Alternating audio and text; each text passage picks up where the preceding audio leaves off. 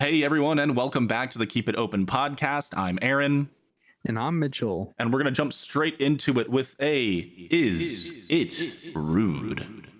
All right, I love the echo, Aaron. It's a slightly different bumped it echo up a little bit. I from bumped the it up. last episode. Yeah. So you dedicated listeners out there might have noticed. So today's Is It Rude is it rude to do an Irish goodbye?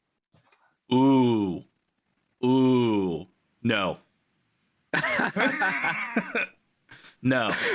Never. No, listen, okay, all right. Here's my thoughts in a nutshell. I'm gonna keep it short and sweet. In the past, yes. In like the 90s, the 80s, maybe like early, like in the past, yeah, probably a little rude. But man, with the culture today of ghosting and leaving people on red, this, that, and the other, not hearing from friends. I don't know if you've ever struggled with that, but like, Oh yeah. I spent a lot of time online, and like you'll be hanging out with a bunch of people on like Discord playing games, and all of a sudden like two people just like won't show up for like 3 weeks. And you're like, yo, where you been? I haven't heard from you. Haven't seen you in the channel. They're like, oh, I'm just doing my own thing. I'm like, okay. I don't know. With like my friends, like, I mean, one of my buddies, he's older. He's like a year or two older than me, and I'm old, man. I'm like 29, right? So if he's gonna be like busy with work, he'll be like, yo, I'm not gonna be around for a few days. Like, you know, I'll see you on the weekend. Like, all right, yeah, for sure, dude. Like, be safe, like, be good, you know, whatever.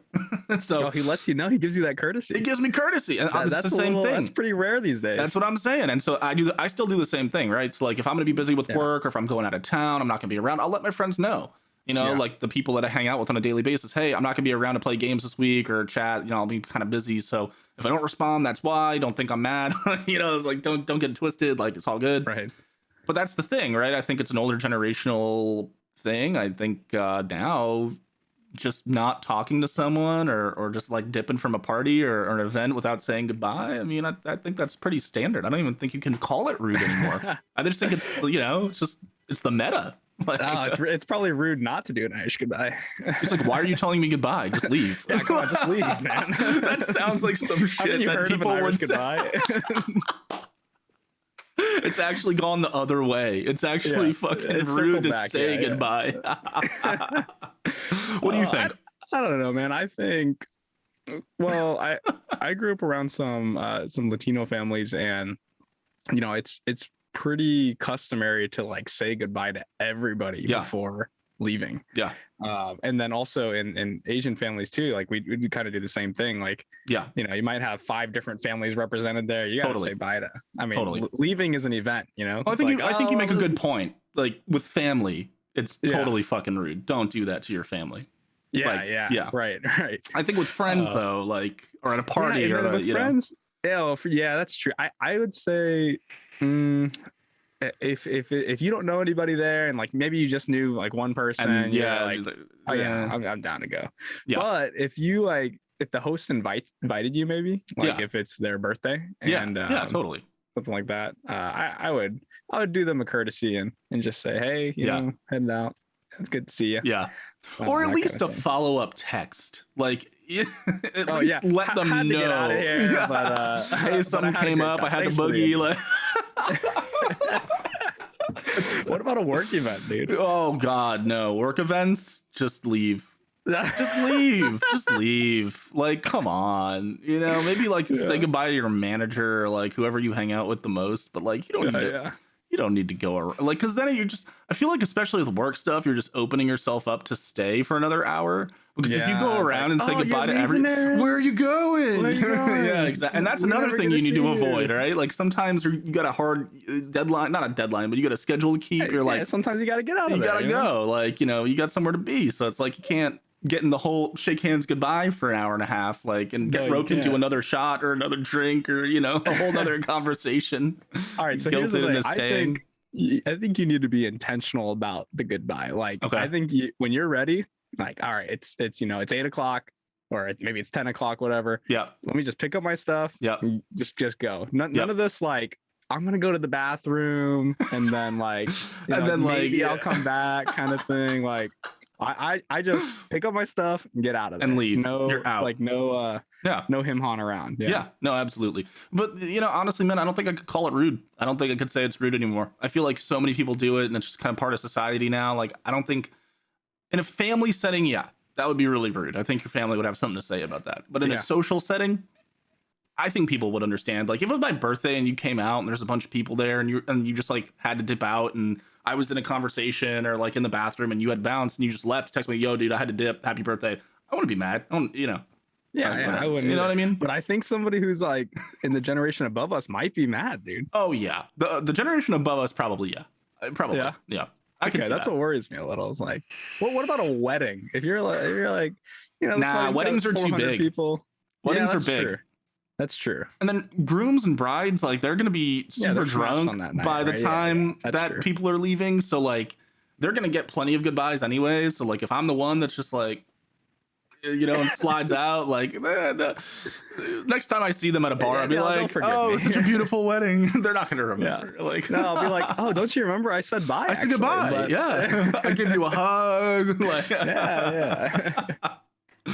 But yeah, so definitively, it is not rude. I don't think it's rude. Settings, rude. I don't think it's rude. Yeah, I don't think it's rude. And like, it also depends on your family dynamic. You know what I mean? Like, it depends on your family dynamic. I just don't think it's that rude anymore. Rewind, yeah, sure, but now, not really. Yeah. Now, if you're in Ireland, it's probably nice. Yeah, well, Ireland is probably customary. Had to take it there, man. Had to hit it. We had to do a little bit of dad humor in every episode. I know. Awesome. Man.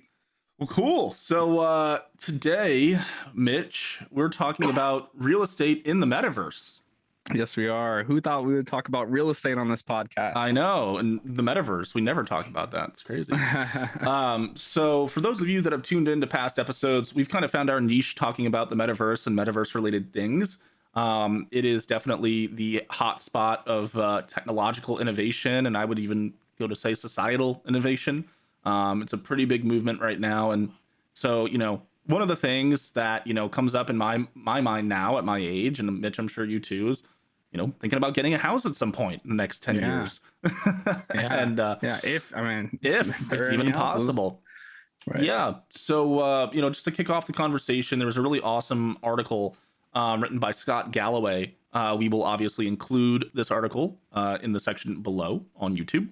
So if you guys want to read it for yourself, you can. But he really paints a pretty grim picture of the United States housing market against, incomes and, interest rates for CDs, which is a certificate of deposit for those who may not know, any of our younger audience. And we're talking, real estate at this point, the real houses out there. He's painting a grim picture about that. Yes.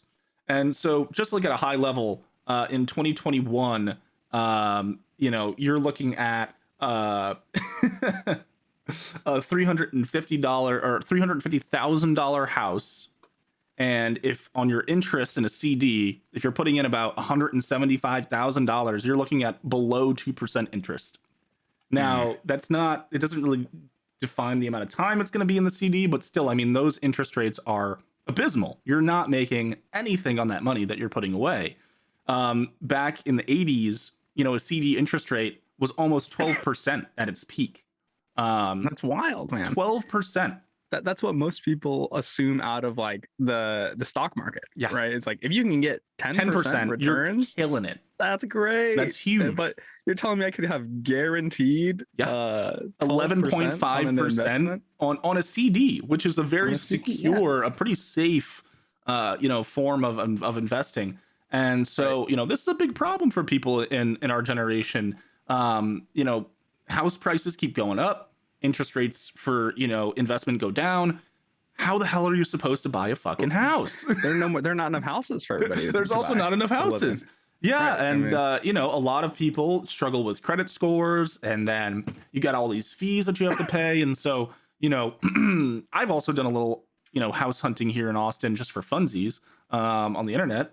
And the stuff that I'm looking to purchase is like 500 to 600,000. And that's like double what these houses are in this graph.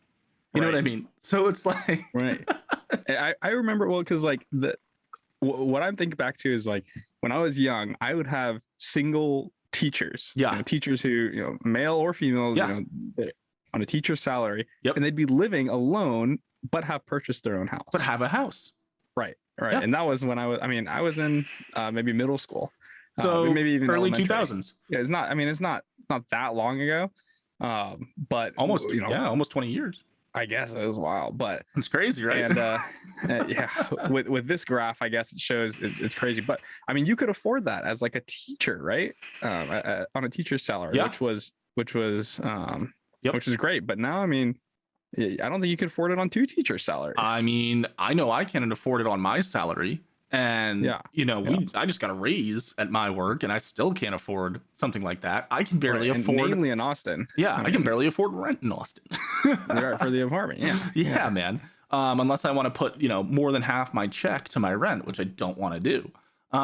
So, it's definitely a really tough situation for, Gen Z and millennials, as they're coming into the workforce and getting older and starting to have to tackle these problems of like, how do I invest my money to get returns so I can, kind of get that little bonus to make a purchase like that? Because basically, like, it's, what is it here? It's something like the average home price increased by more than 10% in 2021, 50 years in 1 year.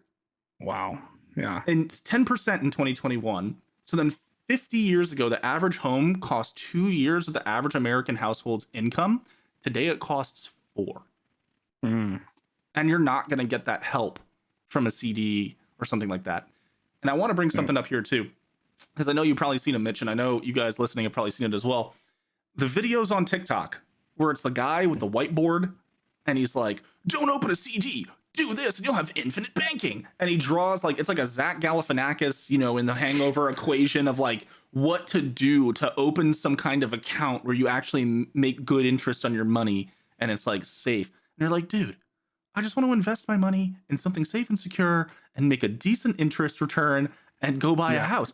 Why do I need to learn rocket science? Why do you need this loophole and what is the this system or whatever? Yeah. You know what I'm talking about, right? Where it's just like you're watching it and you're just like, this is so complex. Like this is what I have to do to make a little bit, a tiny return, interest, a 4% interest return. Like, are you talking about what's Chris Con or something like that? I can't remember the guy's name, but a lot of people have made videos on it now. They call it. There are a lot of those. They call it infinite banking.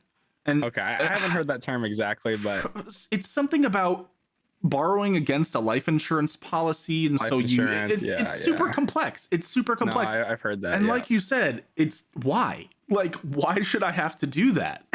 Right. So obviously there's a whole lot of reasons why we're in this predicament with the housing market. Obviously with COVID-19, the situation in Ukraine. Also, guys, real quick side note. COVID-19. Yeah, real quick side note, guys. If you haven't made a humanitarian donation to Ukraine, we do highly encourage it. Our hearts and minds go out to the people of Ukraine. It's horrible what's going on over there. But yeah, quick digression. I just wanted to address that real fast. COVID-19, the Ukraine crisis, just the American economy in general, inflation. It's just a recipe for disaster over here for IRL real estate. Yeah. But if you flip the coin, what's the silver bullet, Aaron? If you flip the coin, Metaverse real estate is on track to double in real estate sales in 2022. In 2021, $500 million were spent on digital real estate. $500 million. Dude. That's wild for digital pieces of land. Pieces of land. And different, I mean, not just one metaverse, but multiple metaverses. People buying up land and virtual land, right? And I don't want to steal your thunder, but unfortunately, you can't live in these places. What do you mean I can't live in it? I just bought it. But you cannot live there. No, you can do a lot, but yeah, and that's the thing, right? Is that it is not a roof over your head, at least not yet. We haven't gone full dive VR just yet, but this is a really interesting turning point for how we assign value to things. So just a couple luxury items in comparison that are in this article. So a vintage Patek Philippe watch, $300,000. A Ferrari Stradale, I'm probably butchering that, $600,000. And the average Santa Monica home, which is funny that in this little infographic, it looks like a decently sized home. This is not going to be a very big home in Santa Monica, but $1.8 million for probably a pretty average sized house. And then the largest sale of virtual land to Republic Realm for $4.3 million. That's insane, man. I mean, Republic Realm is the entity that bought it, right? Yes. Yep. What does it say? What they do? I'm actually not 100% sure on Republic Realm, but you've got people like Snoop Dogg. You've got Snoop Dogg is a huge part of and people of land. I've seen that. People have bought up so much land next to him because then they can say they're a neighbor to Snoop Dogg. Neighbor to Snoop Dogg. Yeah, yeah, I know. So it has that clout, and it's the same thing as wanting to build, shopping malls. Right? Like that's the whole idea of a shopping mall is someone had the idea, okay, why don't I take all of these places that people want to go and bundle them up into one location. Put them in one place. Yeah. Oh, I can go to this and I can go to that. And a one-stop shop, right? So it's kind of a similar idea in the metaverse. Everything has a similar kind of value as in the real world, which is, how big is it? How cool is it? Is it developed? Yeah. Is it in proximity to other cool people and other cool events and other cool places? Right. Yeah. Now, like the utility of this land is interesting. First, when I saw this, I was like, okay, well, this is kind of silly. It's like a virtual plot of land, right? Yeah. But I mean, people thought that about NFTs too, right? Yep. It's just like, well, it's a digital image, like it could be copied so easily, but in fact, it can't, right? It's the whole point of the blockchain. But in this article, it talks about how this land can be used to rent it out for. I mean, I'm not sure who would rent it and for what purpose, but you can have friends over on the property. You can host parties, open a store. And so what I'm thinking is, like we talked about McDonald's and Panera last time, right? We did. If you own the land next to, if you Aaron, if you own the land next to Snoop Dogg, you could rent that out to McDonald's or Panera or something and put a virtual store there. So it's like, okay, we're going to a Snoop Dogg concert. Let's go get something to eat right next door. McDonald's, you order it there. And they only have the license.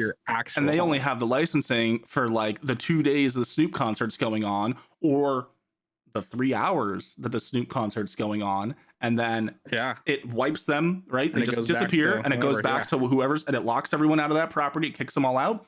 Then there's another event on the other side, and another company, Panera, has leased it for that event. Boop, it just loads up, right? Because it's going to be that simple, immediately. Right?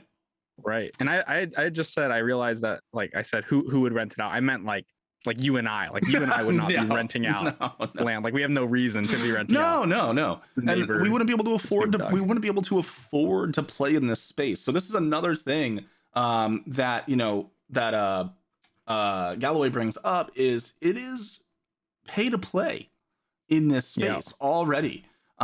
Big money has gotten into NFTs and cryptocurrency. People have made money on it. Some big players have taken interest. And so, the barrier of entry at first was like, what is cryptocurrency? What is an NFT? What is this, metaverse, right? Now the barrier of entry is just like it is in real life, money. Yeah. I think we talked about it before, I was on OpenSea looking to buy a couple of cheap NFTs that I thought were cool upcoming projects and, hopefully make a little mint off of them. And I was looking in the range of $10 to $100 for the piece, right? I found something for $20 that I was like, this is pretty cool. I'm going to buy 3 of them for $60, right? I went to purchase the first one. My gas fee on the Ethereum network was 4 times the cost of the NFT itself. So my total purchase, your gas fee, the gas fee. What is that? So it's getting into the nitty to produce the fee to process the transaction on the Ethereum blockchain at a high level. So you know how It's when you like use the your credit energy card, needed to. yeah. So you know how when you use your credit card, there's like the service fee or whatever, Yeah, transaction fee. the Yeah, transaction yeah, yeah. fee, which is a company that has the hardware, has Right, the servers, runs it all, verifies everything happened. right. Pretty much the same thing in a sense, right? So for my Mhm. transaction to get processed through the blockchain, and my currency to go to you, your product to go to me, it gets logged and ledgered. It costs like 4 times the price of what I wanted to buy. So Mm, obviously I didn't buy it, right? And obviously I didn't buy 4 of them, 3 of them. yeah, So that's a huge deterrent for anyone that wants to get in now. Is yeah. it is you are making it's no Almost too longer late. like, I mean, yeah, it's no longer like, hey, I'm gonna drop $50 on this, and if it flops, then I'm out $50. Now I'm gonna drop $50 on the piece of art, 300 to process the transaction. So now my overhead is $350, and that hurts a little bit more if you're not jeez. super well off or making a ton of money at your job, or have already succeeded investing, or Yeah. taking some profits from NFTs. So again, these sales are expected to double in metaverse real estate. So it's going to go up in 2022, and the prices are going to go up. It's inevitable. Mhm. Now the question is though, what is the value of these properties, right? Like that's I guess the question for anything that has real value is, what is the True. value at this True. time, at the time that you're buying or selling? Yeah. And right now, I mean, these things can go for hundreds of a piece of real estate can go for hundreds of thousands or Yeah. millions of dollars. But Yeah. this article talks about the downsides of it. Oh, yeah. The metaverse that you buy it in, the space that you buy it in, could flop. Could completely flop. Nobody could. Yeah. Nobody might want to be in that space, and they go to a different metaverse Exactly. or a different virtual reality world, rather. It's become just like a stock market. But yeah, continue. Right. Just like a stock market. I was gonna say, or it's kind of like a gamble, but if your virtual reality space that you bought your real estate in is the one that everybody gravitates to, this investment could be 100, 1,000x what you put in. More than that, even potentially. I mean, we've seen some of the largest growth potential in this space ever. I mean, CryptoPunks increased by 34,000%. Sure, yeah, tens of thousands of percent, which is like, that's a which is insane. ridiculous gain. And I think it's just fundamentally back to like, what do humans value, and why do we value something? And for this, it's proximity to coolness, big names. It's where the people are. It's where the money's at. New technology. Yeah, where the money's at. Yeah. And that's the thing is, like, where the McDonald's is at. Where the McDonald's, where the Panera is. I mean, who doesn't want to be where Mickey D's is at, So, I mean, and the thing is, too, and if you've watched, I don't know if you've seen it, but there's a few documentaries about McDonald's and how they're not really a fast food company. They're a fucking real estate company. Right. They own so much real estate. They own the land. Right. They don't just own the best corners, the best street corners in the world. Every block. Yeah, the highest visibility, retail spaces in the world. Many of them are owned by McDonald's, which is insane. Right. And so that's the thing is, like, it's not really a fast food company. They built it. It's a real estate company, and that land that they have is valuable. So when they flip a location that maybe isn't doing well, they're still probably going to make some money on that. Like, oh yeah, because I can sell it at a premium. That's probably why it takes so much to open up a McDonald's. When I found that out, it takes like more than $1 million to open up a McDonald's store. But you and I could open one if we wanted to. But I mean, you'd have to run that and pay $1 million. And I'm like, dang, that's a lot. That's quite a lot of money. Yeah, and so like you said, I mean, someone could, one of these companies like Republic Realm, for example, could become kind of the McDonald's of the metaverse, but not in the sense that they're offering the same product around the world, but that they own all of that land around the world to offer any product. Because the fees going into, setting up these virtual lands, there's going to be a high initial fee, but then the recurring isn't going to be much. Like, you don't have to pay upkeep, like, because you have to have people build it, right? So the first iteration of the, Decentraland McDonald's or the, you know, whatever realm it's in, right? The Sandbox McDonald's. Someone's going to build that for that specific platform. And then it's going to get released. They're going to use it. And then obviously, just like a real place, they're going to update it and change it around a little bit. But that's all coding, 3D modeling. I mean, you know, those turnarounds can be done pretty quick. You don't need to organize a crew of, you know, construction workers with a project manager and get the zoning requirements and this, that, and the other. And then all you need to do is package it up. It's mainly going to be maintenance. Yeah, package it up and then upload it. And maintenance, not in the sense of like physical maintenance, but maintenance and just maintaining the servers and then keeping this thing running. Yeah. That's about it. Updating it, changing it, you know, keeping it fresh, adding new things to it. But you'll be able to strike it down and pop it up. It'll be like full-scale pop-up shops all over the metaverse based on proximity. In real time. In real time. Yeah.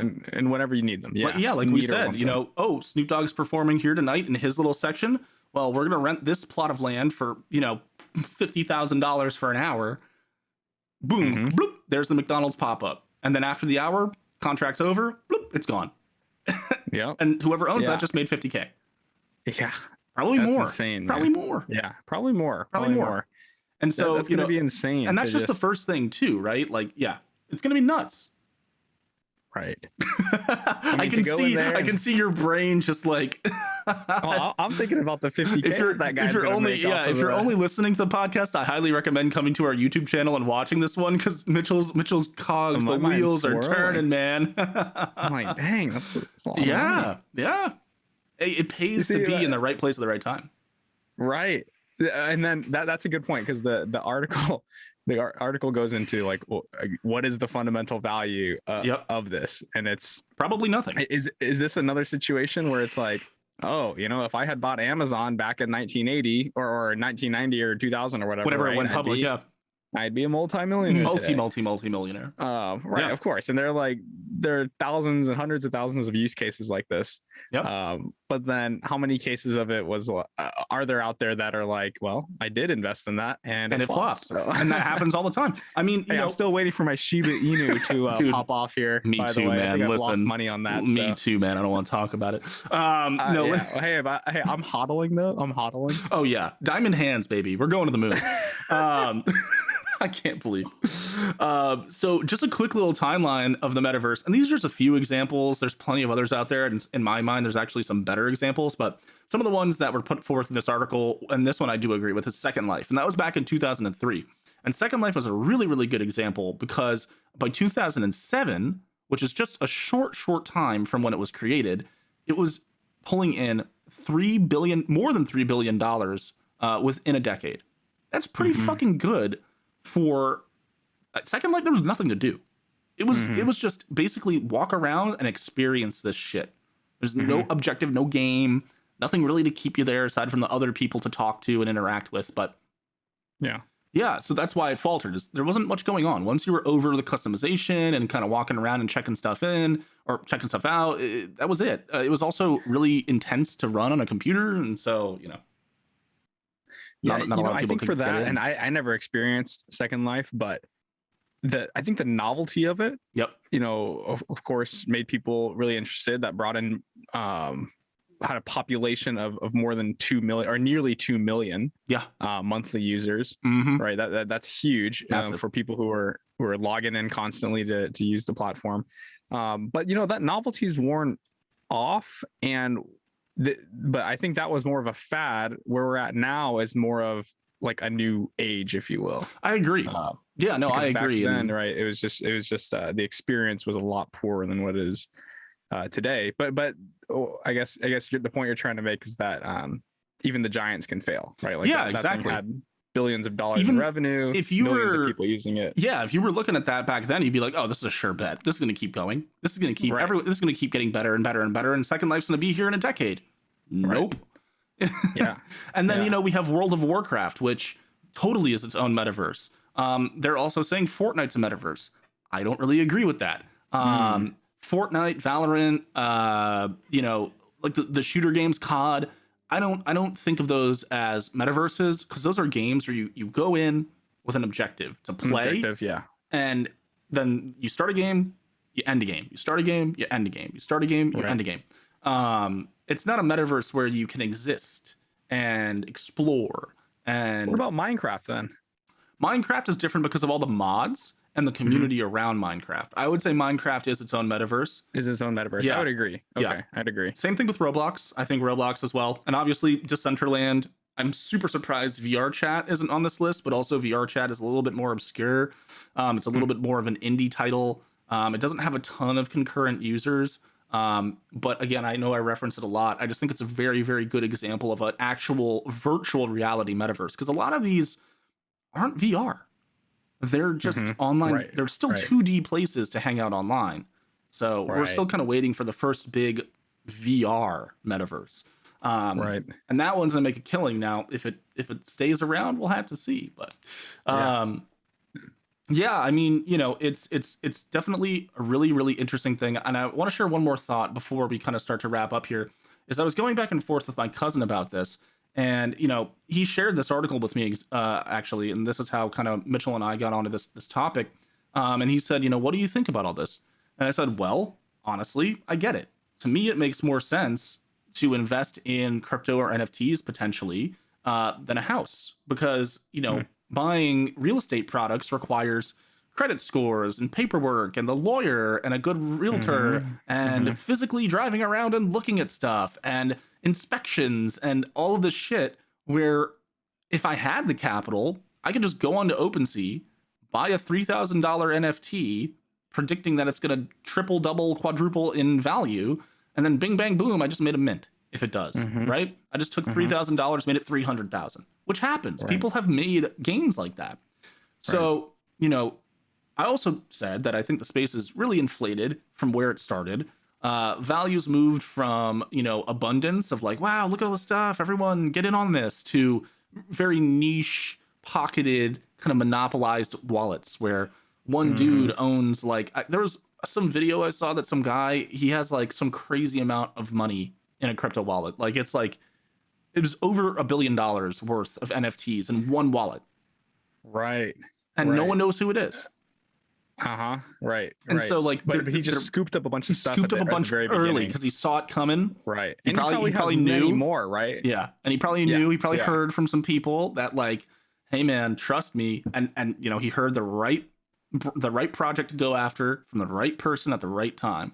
And he made the investment and boom, look at that. But my cousin's point coming back was, yeah, it's definitely easier to buy, but a little more cloudy with how to go about it. And then also, you know, getting to dividends and recurring revenue.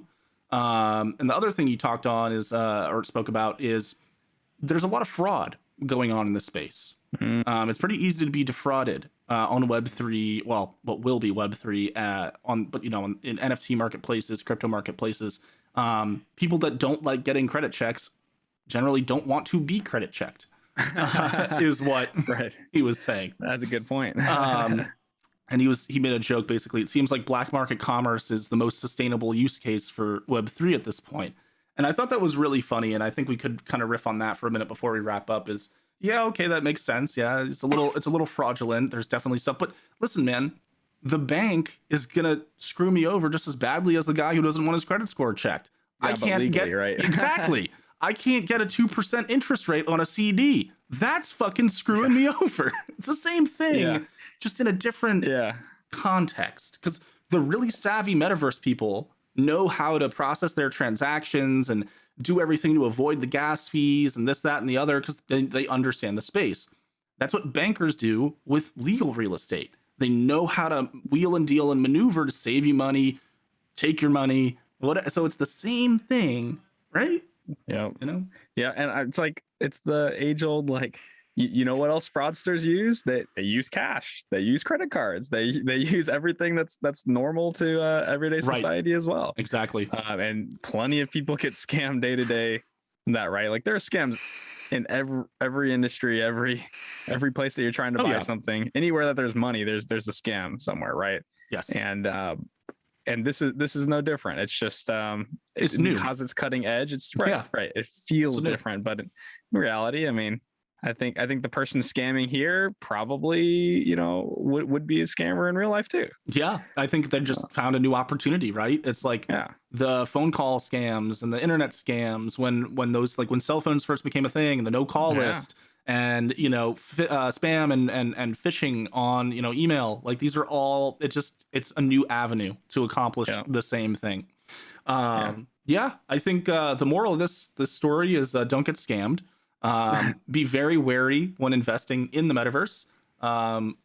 Buy as much virtual real estate as you can. Buy it now, boys, because let me tell you, I mean, it goes. Last thing before we wrap up here, I know we're kind of at our time limit, is all these big companies are making these investments in the metaverse and they're hiring people to work in the metaverses. And the main thing that everyone's discussing is it's the problem that Second Life had. People would show up and then there's nothing to do.